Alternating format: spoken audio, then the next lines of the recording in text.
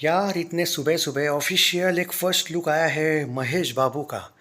जी हाँ दोस्तों, और exclusively first look images of Mahesh Babu as a Rudra in S S Rajamouli's Varanasi.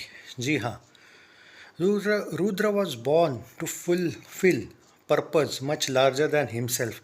He carries a destiny he did not ask for. He is witty, he is vulnerable, he is fierce. That is what Mahesh brought to him. Anyone can play fierce. Very few can play fierce and fragile in same breath. These frames are from our Africa schedule, and the land gave us something no set could.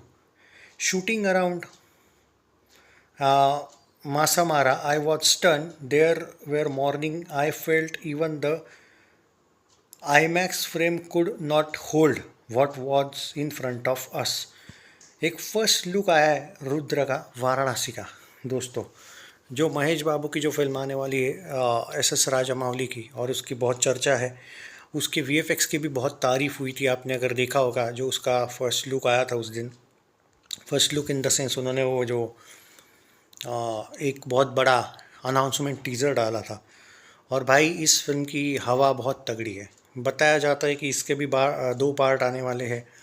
हालांकि अभी तक confirm नहीं किया गया है, कुछ लोग बोलते हैं, पर अभी तक कुछ जगह पे तो आर्टिकल्स पढ़े हैं कि इसका एक ही पार्ट है।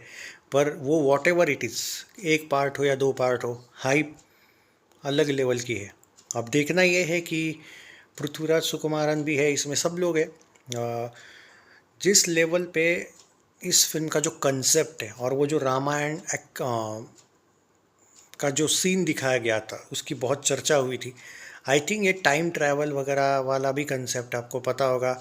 उसका मैंने एक स्पेशल वाराणसी का एक वीडियो बनाया था जहाँ पे हमने इस बारे में चर्चा की थी कि वो पृथ्वीराज सुकुमारन का कैरेक्टर को भी, जो उसका शरीर है उसको वो ठीक होना है, और बहुत सी चीज़ें हैं जो हिडन इस फिल्म की है। हालांकि हमने उसमें सारे बहुत से अंदाजे लगाए थे, पर वाराणसी और जैसे कि भारत, जैसे कि सिर्फ भारत नहीं, पूरी पृथ्वी पे कुछ ना कुछ कुछ एस्ट्रॉयड वगैरह टाइप का आने वाला है। वो बहुत से हिडन सीक्रेट्स इस फिल्म के उस टीज़र में थे जो बहुत से लोगों को समझ ही नहीं आए थे। मुझे अभी भी याद है, ये लोग बस वो थोड़ा बहुत जो भी चल रहा था इस पे ही काम कर रहे थे। लेकिन भाई ये बात मत भूलिएगा, जो वीएफएक्स वाला फैक्टर था वो कुछ अलग ही लेवल का बन रहा था उसका। मतलब वो याद कीजिएगा, वो शायद कुंभकर्ण वाला सीन भी है इसमें।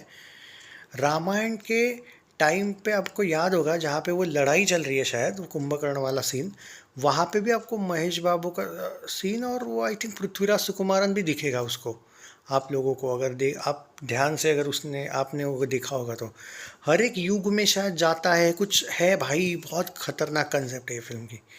सो मैं एक्साइटेड हूँ, और बहुत लोग हैं भाई जो महेश बाबू की एक्टिंग पे डाउट करते हैं। अब देखो भाई, सीधी सी बात है, ठीक है कुछ डाउट आप करना सही भी है कुछ मामलों में, बट यार राजा मौली के साथ जब वो बंदा एक्टिंग करने आएगा ना, so don't compare that person with other directors and with him, ऐसा मुझे लगता है। हाँ, एग्री करता हूँ मैं कि मैंने भी बहुत सी फिल्में देखी है महेश बाबू की, सुपरस्टार महेश बाबू की। तो कुछ मामलों में आप कह सकते, देखो उसका जो एक स्टाइल है ना वो स्वैग वाला है। उसके एक्टिंग से ज़्यादा उसको स्वैग के लिए ही माना जाता है। पर मैं उम्मीद करूँगा कि उस इस फिल्म में वैसा कुछ ना हो। मतलब स्वैग तो उसका होगा भाई इस कैरेक्टर में भी। और उसकी एक टिपिकल स्टोरी हुआ करती है फिल्मों की, शायद वो गांव में जाता है हर फिल्म में मोस्टली, और कुछ ना कुछ सही करता है, इस टाइप की होती है। और लोग उसके भाई जो दीवाने हैं, फ़ैन हैं, उनको भाई वो चल जाती है वो स्टोरी। सो ज़रूरी नहीं है कि हर एक को पसंद आए, बट ये फिल्म जो है ना भाई, ये महेश बाबू को बहुत बड़ा पैन इंडिया लेवल पे बना सकती है। मौका तो है। अब वो आगे चल के वो कितनी फिल्में पैन इंडिया लेवल पे करेगा, क्या करेगा नहीं, वो उस पर है। लेकिन ये उसको एक वो मुकाम दे सकती है जो, जैसे वो प्रभास ने, यश ने, इवन ऋषभ शेट्टी भी आजकल देखिएगा आप। जूनियर एनटीआर की वो वॉर टू तो भाई वाईआरएफ की वजह से ख़राब ही गई थी, देवरा अच्छी गई थी। तो इन लोगों जैसा भाई एक मौका है इसको पैन इंडिया लेवल पे। और पैन इंडिया लेवल पे अगर मैं ये बात करूँ अपने बॉलीवुड की भी तरफ से, आप देखो अभी रणवीर सिंह की फिल्म तगड़ी चली, रणबीर कपूर की चली थी एनिमल मतलब धुरंधर की बात कर रहा था मैं। सो ओवरऑल देखा जाए तो हाँ, कुछ ही लोग हैं जो ये पैन इंडिया वाले कंसेप्ट में फिट बैठे हैं अभी तक। सॉरी अगर मैं किसी और को भूल गया हो तो। हाँ मतलब शाहरुख ने तो भाई, हाँ वो जवान भी गई थी, पैन इंडिया लेवल पे बनी थी। सो हाँ, बहुत कम लोगों की लिस्ट में शामिल हो गए। और भाई मुझे क्लियरली लगता है महेश बाबू का वो लुक इस बार, भाई उसकी एक्टिंग वैक्टिंग बहुत तगड़ी होगी। और acting will not be the factor of this film मेरे अकॉर्डिंग। जो उसका प्रेजेंटेशन होगा वो बहुत ज़बरदस्त होगा। और विलन भी आप लोगों ने बहुत तगड़ा लिया है भाई, चुना है। अब ये बेसिक कंसेप्ट जो है ना उसकी, वो कैसी होगी कैसी नहीं ये कहना बहुत मुश्किल है। RRR का कंसेप्ट जो था, अब आप लोगों को लगी थी मैं मास्टरपीस, मुझे पता है, बट मैं नहीं कहूँगा कि मुझे बहुत ज़्यादा कोई मास्टरपीस वगैरह टाइप का फील आया था। It was not bad, okay okay लगी थी मुझे। वो रामचरण का वो सीन पसंद आया था मुझे, वो एंड में जब वो श्री राम जी वाला अवतार तो दिखाया था, अवतार इन द सेंस वो वैसा वो कॉस्ट्यूम वगैरह करके वो मस्त था। बट बाकी ठीक थी फिल्म। मैं सच बोल रहा हूँ भाई, मेरे को वो झूठ बोलना पसंद नहीं है। आप लोगों के लिए मास्टरपीस होना या दैट डजंट मीन कि सबके लिए मास्टरपीस होती है फिल्में। बुरी नहीं थी ये मैं कह सकता हूँ।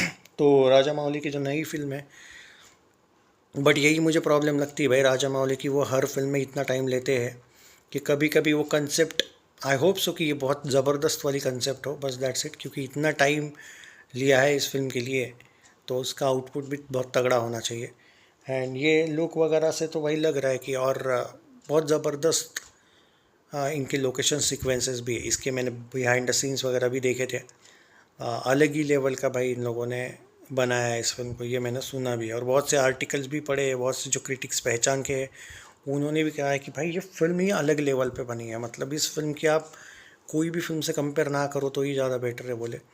और राजा मौली जी ने ये ऑब्वियसली ये इंग्लिश के लिए भी बनी है, मतलब जो इंग्लिश ऑडियंस है उनके लिए भी बनी है। ये टारगेट कर रहे हैं कि इंग्लिश में भी अच्छे खासे शोज़ मिले इसको। मुझे नहीं पता रामायण इतना मिलेंगे शोज़ या नहीं, वो अलग बात है। इन्होंने वो नमित मल्होत्रा की जो पहचान वहचान है वो अलग ही लेवल की है। तो मुझे थोड़ा डाउट है कि, पर सुना तो है कि ये बहुत ग्रैंड रिलीज़ होने वाली है।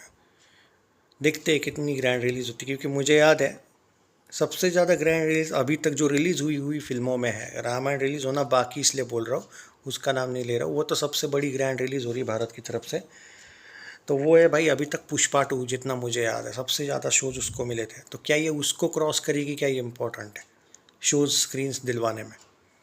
So all the best guides and मज़ा आएगा। All the best guides. खतरनाक है फर्स्ट लुक।